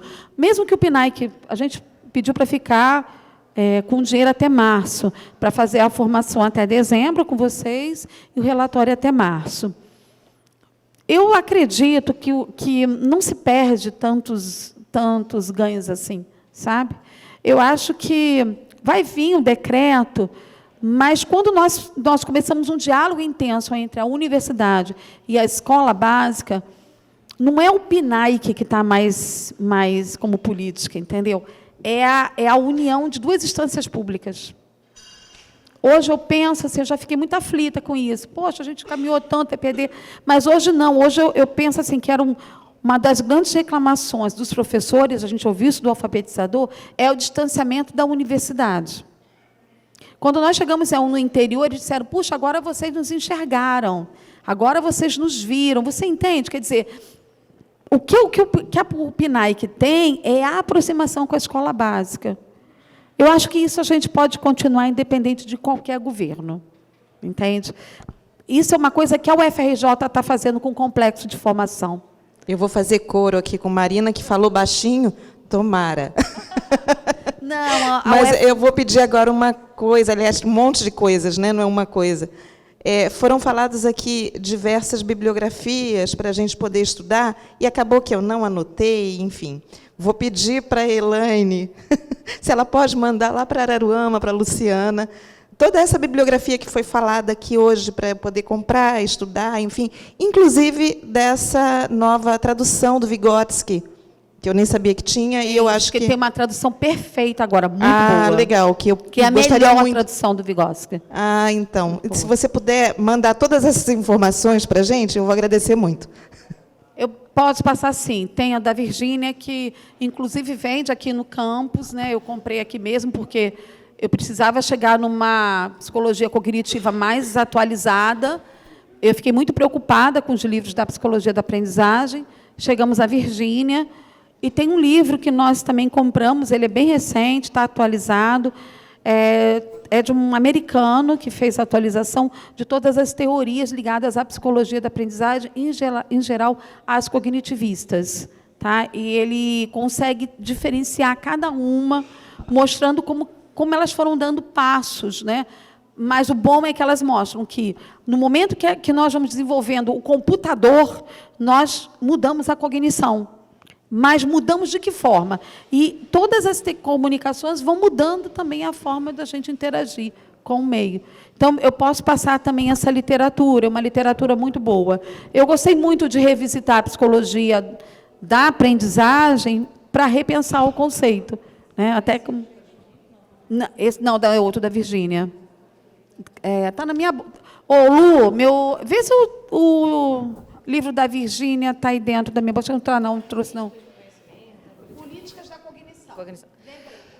É porque esse aqui também tem o subtítulo, fala a invenção de si, do mundo. Não, tem políticas de cognição. Não, mas aí tem... eu tenho uns lá. Pode falar políticas da cognição. Sobre a tradução do do Vygotsky, a gente tem a professora da UF, chamada Zóia Prestes. Quem quiser pesquisar o Lattes dela e tal, também é o Facebook dos acadêmicos, né, gente? Quando a gente quer descobrir algumas... A Virgínia também. Você pode achar artigos, não precisa ler os livros, você pode ler os artigos também, que você pode achar no Lattes da pessoa, tranquilo, é público e é bacana, assim, é um jeito de pesquisar sozinho também, né? Aí você encontra o artigo, você pode imprimir, quer dizer, baixar, ler na internet e tal, porque entra para o Cielo, todas as revistas agora praticamente não têm impressos, né? Mas sobre a tradução, a professora Zóia Prestes, que é da UF, é uma vigotskiana, ela tem uma posição muito, como é que fala isso, afirmativa a respeito da tradução, né? Nós, brasileiros, lemos, o que nós lemos de Vygotsky, por exemplo, o livro é Pensamento e Linguagem, né? Foi traduzido diferente, foi Pensamento e Fala, agora eu não sei direito, acho que é Fala, a Koray já citou a nova versão, né, que é uma questão com o russo, que é uma língua muito polissêmica, as palavras são muito oscilantes. Então, a Zóia Prestes, ela foi alfabetizada na Rússia, ela foi para a Rússia, né, ela foi criança na Rússia, e ela é brasileira, e ela vindo para o Brasil, ela começa a ler o que nós, brasileiros, lemos de Vygotsky e dizer que a gente estava muito, vamos dizer assim, precário a nossa leitura, porque ela era a tradução já do inglês, de uma edição que cortava, se você pegar a edição Pensamento e Linguagem, aquele da Martins Fontes, que tem uma capa até linda, acho que é não sei se é do Paul Klee, que está agora no CCBB, enfim, mas são umas obras de arte assim na capa, uma edição boa, mas fininho assim. Se você pegar agora o que saiu, ele é bem mais grosso, tem um monte de cortes, a gente leu isso no Brasil. Isso não quer dizer também que a gente não sabe nada de Vygotsky, que a gente leu tudo errado. Né? Nós entendemos Vygotsky, temos vários vygotskianos, como, por exemplo, a Ana Luísa Smolka, como também o que a Koray cita e que a Ana Luísa Smolka foi com quem ela trabalhou na mesma universidade, que é o Angel Pino, que tem o livro As Marcas do Humano, que eu também recomendo. Quem lê a tese da Koray, que eu recomendei hoje de manhã, vai ver lá o Angel Pino. Então, assim, eles são vygotskianos maravilhosos, que a gente aprende muita coisa e tal. Só que a Zóia tem essa luta, né? É claro que se a gente for começar a estudar Vygotsky, ou retomar Vygotsky e tal, que a gente lê numa tradução mais delicada ou cuidadosa na escolha das palavras e tal, na relação com a linguagem original, que é o russo, né? E aí, assim, que eu saiba, por exemplo, do Bakhtin está saindo tudo de novo pela editora 34, se não me engano, não é, Patrícia, que a gente viu? Editora 34. E o Vygotsky talvez seja a mesma coisa também, mas a gente pode pesquisar. Na verdade, eu não sei do Vygotsky, eu não sei se eu já comprei, mas eu acho que da própria editora 34 tem várias coisas que estão saindo de novo, assim, com uma tradução mais cuidadosa. Mas eu acho que foi feita uma reivindicação que a tradução do Vygotsky fosse melhor. Pelo que eu entendi, no que nós lemos aqui. Porque quando você vai falar de uma cognição mais atual, você está falando de tantas mídias, né, de tantas comunicações, fica claro por que ele trabalha com a ideia de processo, por que a pedagogia trouxe a ideia de processo, né, por que a psicologia fala e a pedagogia se apropria da ideia de processo, qual é a relação entre processo e invenção, né, e como é que você, na hora que você está aprendendo, você está inventando, e o que é invenção, né? Então, foi ficando mais claro para eu entender esses conceitos da aprendizagem. Como é que eu, professor, vou fazer minha sala todo dia inventiva? Como é que eu vou fazer um aluno descobrir isso? Então, você vai entendendo melhor e vendo que não é uma coisa fácil. E ser professor hoje é muito difícil. Você descobre assim, professor hoje é uma profissão muito difícil. Não é uma coisa tão fácil. E, pelo decreto, parece que tudo é muito fácil. Basta ter aquela ciência, você vai cobrir com aquilo ali, vai virar um manto e vai dar tudo certo. E não é assim. O próprio decreto, se você for começar a catucar cada conceito que ele tem, você for lá, você vai ver as incoerências. A ciência cognitiva ela é super importante. E detalhe, ele não fala nem psicologia cognitiva, ele fala em ciência cognitiva. Então, você precisa de um professor com uma formação fantástica. O cara tem que dominar cérebro, o cara tem que dominar filosofia, o cara tem que dominar linguística, o cara tem que dominar psicologia. Não é qualquer professor. Então, não venha cobrar um sucesso de um ano para o outro, nem tudo de muito rápido de um professor. Porque ele vai ter que lidar com tudo isso agora. Me parece que eles foram buscar um conceito que está sendo talvez muito divulgado fora. Né, que é a cognição, que é essa ciência cognitiva. Pegaram e fizeram uma sopa de letrinhas. E que vai, assim, se você não ler com atenção, você acaba dizendo, eu não sou muito adepta de lei e dizer assim, isso tudo é palhaçada. Eu acho que hoje está na hora de ninguém botar palavras na boca de professor. Somos nós que temos que falar, entendeu? A mesma coisa é dizer que o professor errou. O professor não errou. Ele tem experiência. A experiência daquele momento foi aquela. As professoras ensinaram isso para a gente. Isso foi muito debatido em todos os seminários. Eu estou falando isso agora para todo mundo. Que a professora falou, eu não errei. Não, você não errou, você tem experiência. E a minha experiência, a minha experiência com a minha turma de avaliação em março é uma. A minha experiência com a turma na turma de avaliação agora aqui da Faculdade de Educação em julho é outra. Porque o próprio aluno, ele mexe com a minha experiência, né? O que eu de repente, não fiz em março, vou fazer agora. Então, quando você pensa na ideia de invenção, eu gostei muito quando a Virgínia vai mostrando o que é hoje essa cognição. Né? Ela vai trazendo isso. Eu, no caso da psicologia, eu estou muito ligada ao Vygotsky. Né? No caso da Ludmilla, acho que até porque a psicologia também vai né? Hoje ela está se interessando pelo Bakhtin, mas assim, o grupo da onde eu vim era muito vigotskiano, então acho que vale a pena. E eu comecei a ficar mais atenta, né? O que eles estão falando de cognição? Eu acho que vale a pena hoje nós professores nos informarmos e fazermos um belo debate. Eu vou falar para você, foi fácil achar essa literatura? Incrível, não. Não, porque ela é fragmentada, ela é interdisciplinar, ela é por áreas. De repente, você vai pegar a neurociência, ela vai trabalhar com cognição de outro jeito. Você entendeu? Você pega um determinado... Tem uma filosofia hoje que vai trabalhar com a cognição, que é quase uma autoajuda, vai trabalhar com a cognição de outro jeito. Então, que cognição que eu quero desenvolver com esses alunos dentro da minha escola? É muito sério. Não é um decreto que vai dizer... Aí parece que, vamos resolver isso? Vamos colocar lá os pontozinhos que estão no negócio. Vamos colocar isso, vamos botar isso. Você entende? É como se a gente tivesse um filme policial. Vamos resolver, né, o caso, está aqui os passos, vamos seguir. É como se fosse... Às vezes é tão positivista... Eu não sei, né, eu tenho discutido muito isso. A gente tem a ciência moderna. A ciência moderna sempre confiou nas ciências. Então, é só seguir os passos, né, de uma ciência que vai dar tudo certo, você tem um êxito no final. E o que vale é o que é criado no laboratório. E não é bem isso. Entendeu?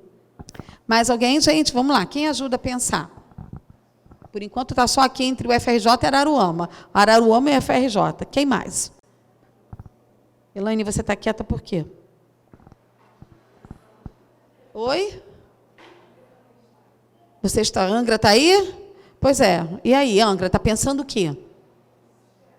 Não é para ficar desesperado, gente. O que está passando na cabeça de vocês, na cognição de vocês agora? Não é para ficar desmotivada, não. Ela está descognitivada. Quem quer falar, por favor? Quem gostaria de colocar? Sumidouro, quer colocar alguma coisa? Nossa, nada, desculpa. Ela ficou até sem graça.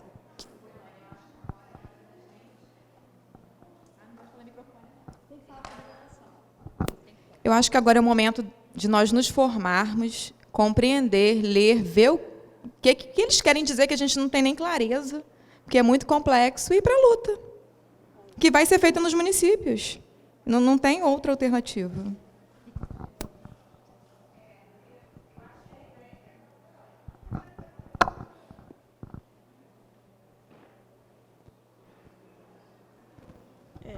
Eu acho que a gente precisaria ter webconferências, Elaine, discutindo esses assuntos, né? Porque fazer esses estudos são estudos complexos mesmo, né? A literatura. Então, a gente ouvir pessoas falando sobre esse assunto, eu acho que ajudaria muito a todos de uma forma abrangente, né? Atendendo a todos os municípios de uma vez só. Fica aí o pedido. Tá bom?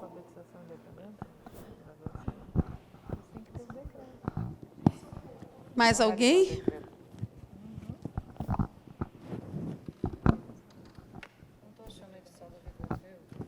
A gente teve a fala da colega que falou que agora o momento é da gente, né, estudar, se debruçar, Mas na hora que a gente também tem um governo, que tudo que você está ali refletindo, ele prefere dizer que você está sendo doutrinado, então também fica um pouco difícil, entendeu? Eu, na realidade, eu sou professora, tá? Assim, me considero no chão da escola. E aí o que me causa ainda uma inquietude muito grande é no que eu entrei no município do Rio em 2011, então já estava por ciclo. E essa questão da aprovação automática, porque ela ainda existe, né? E eu terminei uma pós na USP, em que eu me interessou estar aqui hoje, porque eu debrucei sobre o PENAC, tentar fazer esse acompanhamento desde o início, entendeu? Então, assim, a questão da adesão. A adesão não é uma novidade deste governo. Já tinha antes, entendeu? Então, realmente, assim... Aí, acho que foi ela mesmo que disse, a gente acaba pensando o quê? A gente se sente muito frágil, porque vem de cima para baixo e aí a gente fica com a sensação que vai mesmo. Então nós vamos tirar o FRJ, no caso, é a minha referência, porque a gente vê na imprensa toda hora que a universidade pública é só doutrinadora, então não sei o que vai acontecer com o PINAC. Porque existiram outros programas antes, né? A gente vai... Né, toda a questão da verba também que foi dita. Então, tem outras questões por trás também, que, para quem está no chão da sala, né, no chão da escola, se sente muito frágil.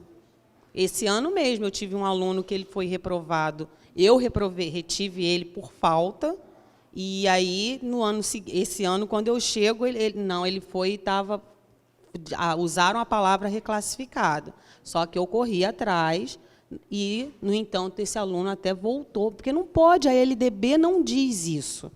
Então, assim, realmente é difícil, mas ele não pode ser reconduzido por número de falta, não. Tem um E aí. Então, na hora que a gente vai debruçando e vai realmente estudando as entrelinhas, a gente vai fazendo algumas reflexões. Só o tempo mesmo agora.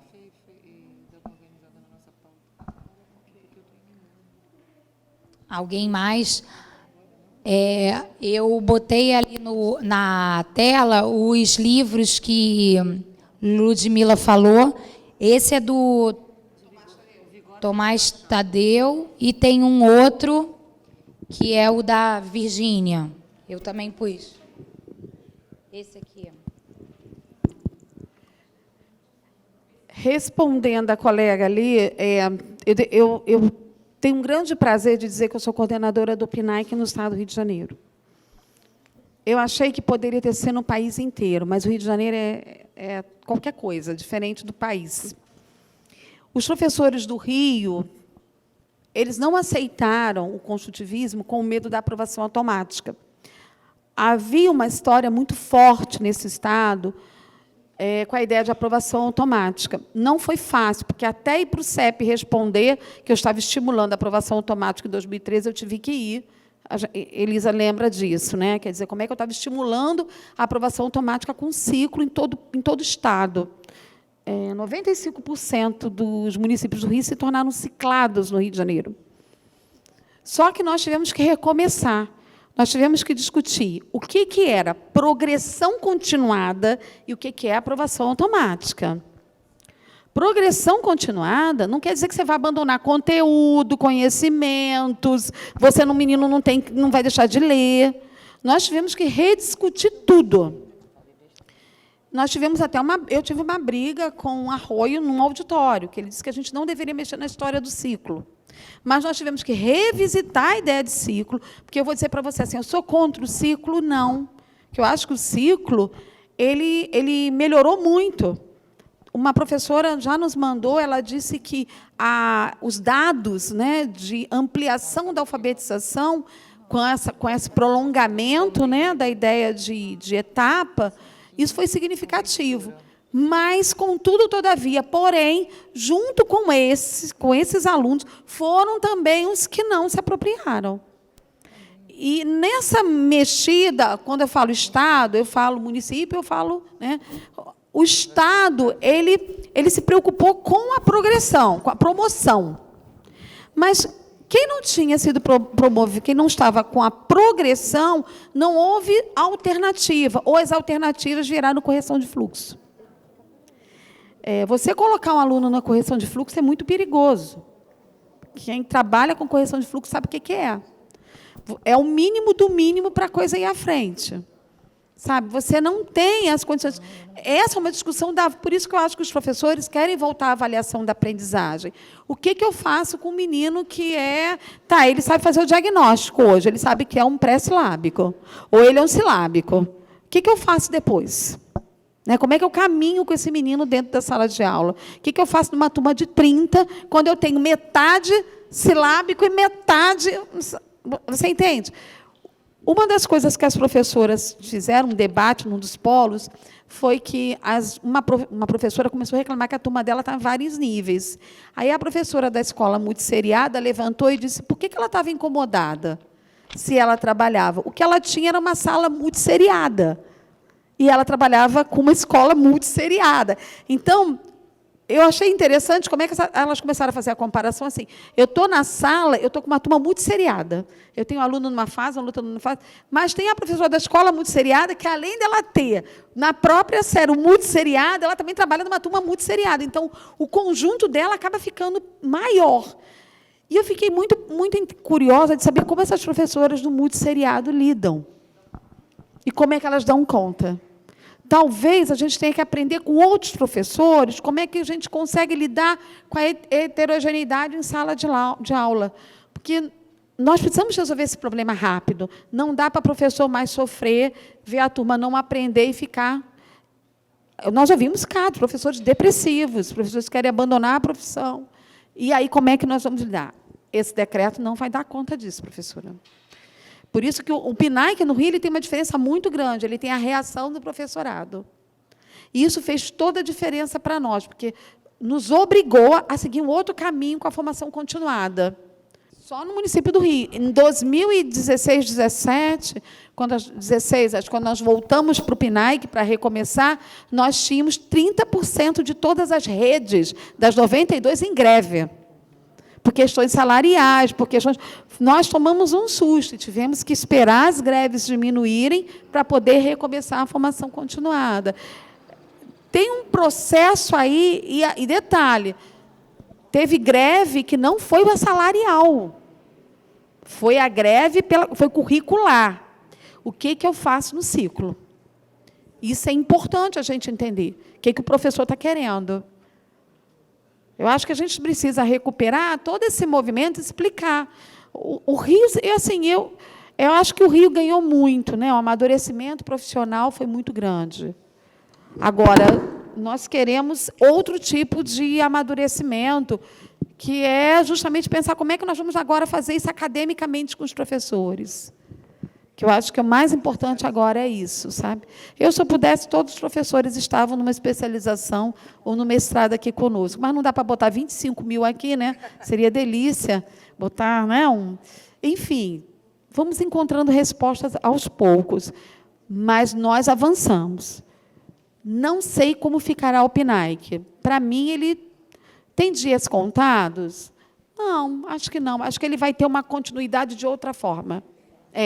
Eu acho que se a universidade, a escola básica continuarem com a parceria, por exemplo, eu já estou vendo várias universidades fazendo movimento com os alfabetizadores, rodas de conversa, cursos. Eu acho que a alfabetização ganhou aí uma...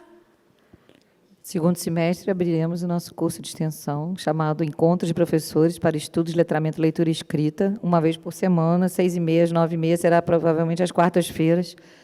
É aqui, na Praia Vermelha, longe, né, mas... Tem que ser sábado. Esse é o probleminha. Nós botamos... Olha, gente, não brinca com essa história de sábado, não. Nós nunca aceitamos... A gente coloca à noite, mas eu sei que é difícil para voltar, né, para retornar, às vezes, para longe, às 9h30 da noite, depois de um dia de trabalho. A gente coloca à noite. Mas eu e Patrícia Corsino temos também a ideia de retomar um curso que nós fizemos há muitos anos atrás, que foi com financiamento do MEC, chamado Mais Leitura. Agora vai ser sem financiamento mesmo, que é assim que a gente trabalha. E aí, provavelmente, seria realmente aos sábados. A gente fez um curso, eram dois cursos, 2 turmas simultâneas, uma de alfabetização e outra de literatura. Eu ficava com a coordenação da alfabetização, a Patrícia com a coordenação da literatura. Aí a gente dava num semestre, e no outro semestre a turma trocava, né? Foi bem legal, assim, 1 ano, então você tem uma formação aqui na UFRJ e era aos sábados. A gente pensa em retomar, a Patrícia tem falado muito disso. Tem uma coisa que chamou a atenção, que teve a seleção para o curso de especialização de alfabetização. A procura sempre foi grande? Foi. Muito. Mas agora piorou. Foi maior ainda. Eu penso assim, nossa, as pessoas estão se interessando por alfabetização, que era uma coisa que não era aceita, tinha até um certo distanciamento. Eu fiquei pensando, nossa, mas o que motivou a procura? Né? Eu acho que agora está ganhando esse lugar da alfabetização. Você estava aqui para a entrevista. Quantos candidatos foram aprovados para a entrevista? Não, aprovados 40. Não, 140 para a entrevista. Eu sei, mas só podem ser aprovados 40. Ontem estava um tumulto ali naquele corredor, né? Eu estava aí ontem. Vamos. Então, eu acho que a gente tem que pensar assim, está ganhando visibilidade. Você entende? A universidade, eu acho que o caminho, a gente não vai poder mais partir dessa... Eu acho que durante 3 anos a gente não vai poder ter muito essa parceria com o Ministério da Educação, como a gente teve em outras décadas desde 1990, tá? Vamos dizer assim. Com todas as contradições de vários governos, a gente sempre teve um espaço no Ministério da Educação. Agora não tem.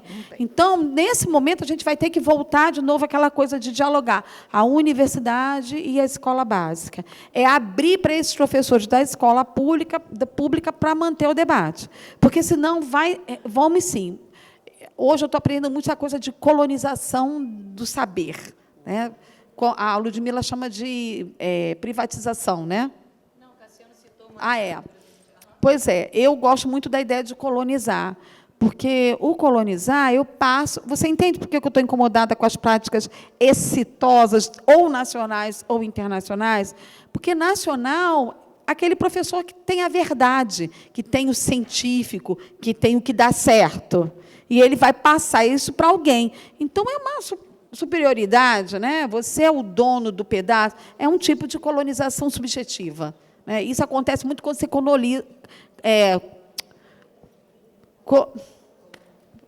colonializa determinados espaços. Né? Você vai dizer que a sua civilização, que a sua cultura, que a sua prática é a melhor. É superioridade. Ô, gente. E o PNAE que ensinou que não, que nós temos que manter uma relação horizontal. Nós temos que dialogar, aprendendo um com os outros. A academia pode trocar com a escola básica trocar com a academia. Então, foi um movimento que deu muito certo. Por que perder? Então, para mim, hoje, o caminho é escola pública e universidade. Elaine, e também temos o FEARJ, né, que é um Fórum Estadual de Alfabetização do Rio de Janeiro, que tem funcionado, está começando, né, mas ele também tem atividades como esta de hoje, bem parecidas. A gente tem seminários, a gente tem palestras, tem mesas, não é?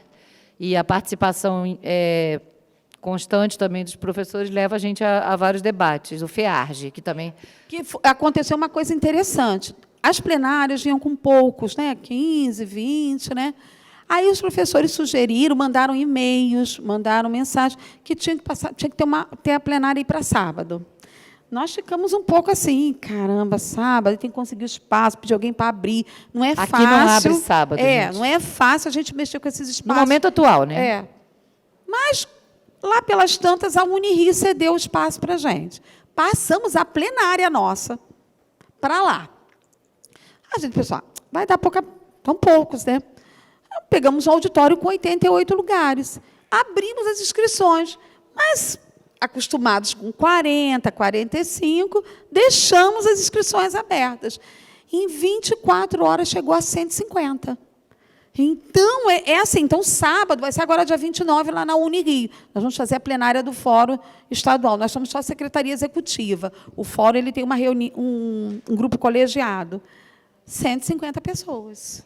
E também dizer aqui, fazendo uma propaganda, que está em curso a aprovação para, provavelmente, abrir em 2020, eu não sei se é março ou agosto, o mestrado profissional também, que é um outro conjunto de professores que não está no mestrado acadêmico aqui da nossa Faculdade de Educação, e aí essa ideia é mais ligada ao ensino e à escola diretamente, né? Perfeito. Que é o mestrado profissional. Ainda tem outra. É isso, acho que nós vamos ter que listar o que a gente pode fazer para ir absorvendo os professores da escola básica, né? É o único caminho hoje, é essa universidade ampliar os espaços de participação da escola básica no interior, sabe, dela vir. Aí nós estamos agora fazendo o seminário regional, que é a interiorização da formação continuada, que é sair da universidade e ir para o interior. Esse é complicado, porque esse eu preciso de investimento mesmo, porque para você levar para palestrante, estrutura, etc., etc., você precisa do investimento. Conseguimos até o final do ano. A minha ideia depois é montar um projeto, entregar uma instituição para ver se uma instituição uma financiadora qualquer consegue nos dar a verba para a gente repetir em outros anos, né? Porque foi também, o professor muitas vezes não consegue chegar aqui. Vários falaram isso nos polos, a Patrícia estava conosco. Itaperuna, então, foi uma reclamação assim. Nós não conseguimos entrar na universidade, só entramos porque o PNAEC chegou aqui.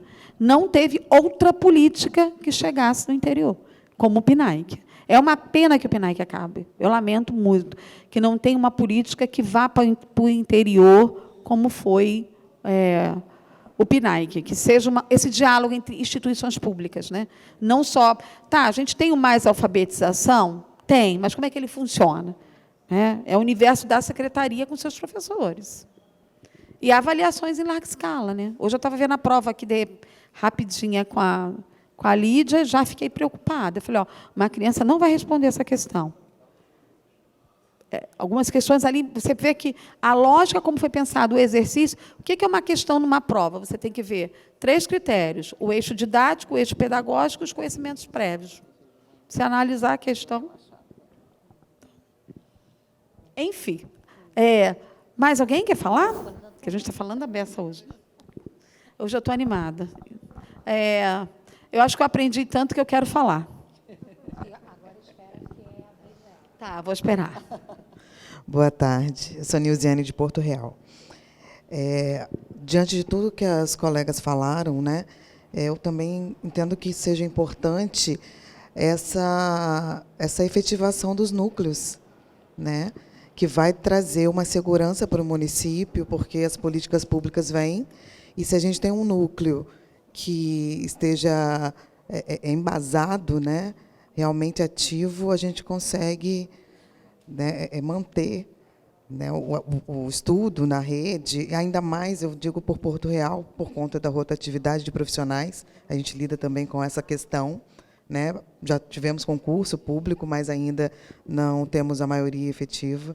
Então, a gente forma o professor, trabalha todo o contexto com ele, e daí, a um ano, ele vai embora, e a gente forma de novo, e um ano ele vai embora, ou até 6 meses, né? Então, são contratos de 6 meses, prorrogados até um ano. Então, a gente tem uma rotatividade muito grande ainda. Então, eu acredito que o núcleo de alfabetização, estando bem firme, né, nesse trabalho, vai ajudar a dar esse suporte ao professorado e à rede, ao trabalho que vem sendo desenvolvido. A gente não pode jogar fora o que a gente conquista, né? Entregar de mãos beijadas e dar prosseguimento. Perfeito. Estamos na luta. Nossa ideia é trazer a equipe de Salvador no 2º semestre, que instituiu o núcleo lá maravilhosamente, que é muito belo, é belo. Então, eu estava já pensando ontem, né, trazer esses convidados da Bahia, que tem um núcleo lá instituído legalmente, como é que eles fizeram toda a Constituição, e, quem sabe, a Virgínia, no próximo semestre, para abrir com a gente no seminário, discutir de novo essa cognição social, né, que está aí, que a gente precisa aprender a lidar com ela, e que é muito difícil para um professor. Seria, né, importantíssimo, né? O ideal, porque a gente precisa fortalecer, né? Porque as políticas vão e vêm, e a gente permanece no município vendo, né? Passei pelo construtivismo também nessa perspectiva de aprovação automática, e eu e Shirley, né, que agora está em Coatis, a gente começou juntas lá eu cheguei um pouquinho depois dela, em Porto Real, e a gente passou por toda essa etapa desde 2000, né? Então a gente vê que a gente não pode perder o que a gente conquista. Então, acredito que esse fortalecimento do núcleo de alfabetização vem ao encontro do que a gente espera para firmar aí o nosso trabalho, né? Perfeito. Perfeito, perfeito. Quem mais?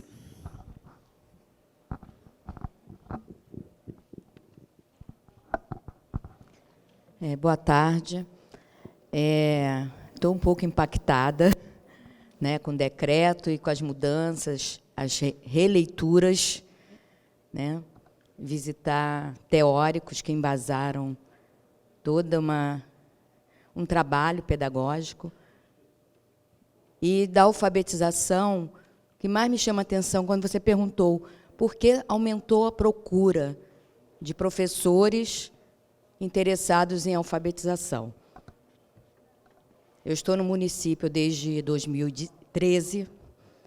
2013 eu cheguei e peguei turma de 5º ano e 4º. Então, tinham crianças que não estavam alfabetizadas. Então, o que eu fiz? Busquei conhecimento, me aperfeiçoar na alfabetização. Que até então eu fazia um trabalho de psicopedagogia. Eu acho que está por aí, né? Então, todo professor que está no ensino fundamental precisa conhecer e se aprofundar e se apropriar dos conhecimentos e das metodologias de alfabetização. Porque vai encontrar, dentro da sala de aula, crianças que já eram para estar alfabetizadas e não estão, né? Nesse conceito básico de alfabetização. Então, eu estou impactada porque a gente vem acompanhando o que aprender e como cada um aprende, isso já a longa data. E você, no chão da escola, dentro dos muros da escola, você vai encontrando pessoas, crianças e adolescentes, que é a nossa realidade, pedindo socorro. Porque eles estão ali, mas estão como alheios, né? E você fica pensando como vai trabalhar e alcançar aquela criança. Então, realmente, o método não é o que mais importa, mas como você vai alcançar aquela criança, né? Aquele adolescente. Então, a minha turma de 4º ano, tanto é que agora eu estou no 1º ano, porque fiz um trabalho e teve uma das 3 crianças que nem sabiam escrever o nome, próprio nome. No 4º ano, eu comecei a fazer um trabalho diferenciado. E hoje nós somos parceiras do 1º ano, na mesma escola, eu e a Daniele. E nós trocamos muito. Além de trocar, fazemos um trabalho em conjunto, nosso planejamento semanal, diário, porque ele é flexível. Bom, enfim, essa troca. Estamos fazendo o time de alfabetizadores e todo o tema voltar à alfabetização, nós queremos estar. Porque você não pode, com as crianças em mudança, sociedade em transformação, você não pode e não deve parar. Então, o professor, como você disse, o professor tem que estar altamente, ter uma formação continuada nesse nível de debates e informações, teoria e prática caminhando juntos. Então, eu vou sair daqui com muitas reflexões. Nós já estamos aqui em ebulição, porque me parece que tem muita coisa para fazer. Eu já não tenho tanto tempo pela frente, mas estou caminhando. Enquanto eu estiver caminhando aí, eu vou realizando, né, da melhor forma aquilo que vier às minhas mãos. Então, hoje eu estou professora, né? Professora, a gente não envelhece mais, né? Você sabe disso, né? Não. Então, nem se aposenta mais, tá? Você prepara. Agora tem uma longa data aí pela frente, um chão. Mas é isso, é a reflexão mesmo, né? Você pensar. Então, passa pela psicologia, que a minha primeira formação foi psicologia, minha segunda formação, pedagogia. Aí eu fico ali patinando nas pós-graduações, né? Psicopedagogia, gestão, coordenação, aí neuroaprendizagem, neuropsicopedagogia, porque a gente quer entender, quer dizer, no final de semana eu vou participar de outro evento de alfabetização, e a gente quer entender a mudança que essas crianças vão pedindo um help, né? Elas vão pedindo. Então, numa turma atual de 33 crianças, primeiro ano, todas na idade de 6, 7 anos de idade, tem já... nós precisamos fazer atividades diferenciadas para poder alcançar, diversificar essas atividades. Porque, senão, você vai dar uma atividade que a criança já está alfabetizada, né, assim, já lendo, já escrevendo as palavras básicas, e a outra, que está bem aquém. Então, você precisa, fora as patologias sem laudo, né, as deficiências, as dificuldades de aprendizagem, os transtornos de aprendizagem, que estão em sala de aula. E como lidar com tudo isso, não é? Então, são as interrogações. Eu amei aquele slide, todos são importantes, mas quando botou a mão na cabeça, disse, e agora? Acho que eu estou saindo meio aqui assim, tá? E agora? E agora? Professora, eu descobri no PNAEC que formação continuada faz parte do direito à educação. Para eu ter uma educação muito boa, eu preciso de um professor sempre em formação. O médico não abre mão disso. Né? O médico não desiste da formação dele. O tempo todo ele está lá fazendo formação para lidar com esse corpo, que até que a ressonância apareceu, enfim, apareceram aparelhos, o cara está lá. Mas nós, professores, eu gostei muito dessa ideia, dessa cognição que muda a cada tempo histórico. Quer dizer, quem são essas crianças que estão... O que ela vem, né? O que ela traz de contato com isso? O que eu faço com isso em sala de aula? Ou eu quero uma criança que é ainda no meu imaginário de 1900 e alguma coisa. Né? Então, agora, eu não posso descaracterizar o professor por isso, eu não posso condená-lo. Eu tenho um amigo que, inclusive, ele é padre, ele diz que só é pecado quando é consciente. Então, por favor, não saiam por aí dizendo que não é. Mas, enquanto não é consciente, eu gostei muito da ideia. Não é pecado, eu acho que é isso, não existe isso, entendeu? Eu preciso, como é que eu vou me tornar consciente das minhas práticas? Não é desqualificando, e nem é um professor com o outro. E os professores são muito competentes para isso. Nós vimos os seminários. Os seminários trouxeram para a gente assim, uma clareza muito grande com a presença do professorado. Então, acho que a gente precisa seguir esse caminho agora, sabe? Vamos tentar fazer isso com vocês até dezembro. Vamos divulgar os eventos, avisá-los, né, para que vocês possam vir e tentar fazer uma discussão que possa nos fortalecer. Até dezembro, a gente pode fazer isso com vocês. Foi o prazo dado pelo Ministério da Educação. Até dezembro, a senhora pode desenvolver. Porque eu ainda tenho um problema sério. Eu quero continuar com o rótulo PNAEC. O PNAEC foi colocado no complexo de formação. E ele já está consolidado, ele é uma instância hoje da UFRJ igual a decania.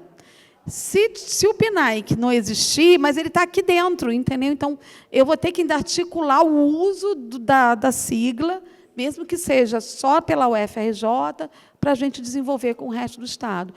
Eu sou muito de pensar, acho que nós vamos ter alternativas. Eu gostei muito de trabalhar com a formação continuada. Para mim, foi uma aprendizagem. Né?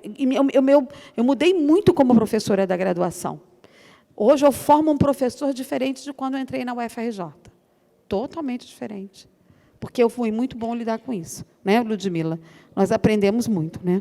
O PNAEC trouxe uma coisa muito rica, que é a presença do professor dentro da universidade. Isso, uma formação para a gente também. Tá? Bom, gente, acho que vamos ter que... Né? A Isa está lá, confortável, né, Isa? Está linda assim, né? Olha lá, muito linda.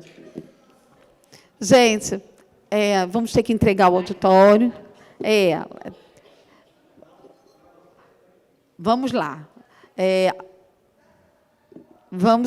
Tem mais alguma pergunta? O evento foi bom? Isso que nós queríamos saber. Nós não passamos a avaliação. Acho que das próximas vamos fazer igual nos seminários. Vamos fazer a avaliação para que vocês digam como foi desenvolver o tema. Tá? Esperamos vocês no próximo seminário. Muito obrigada pela resistência até agora, o dia inteiro, e aguardamos vocês no próximo seminário. Tá bom? Obrigada, bom retorno, e palma para todos, né? Decidiram.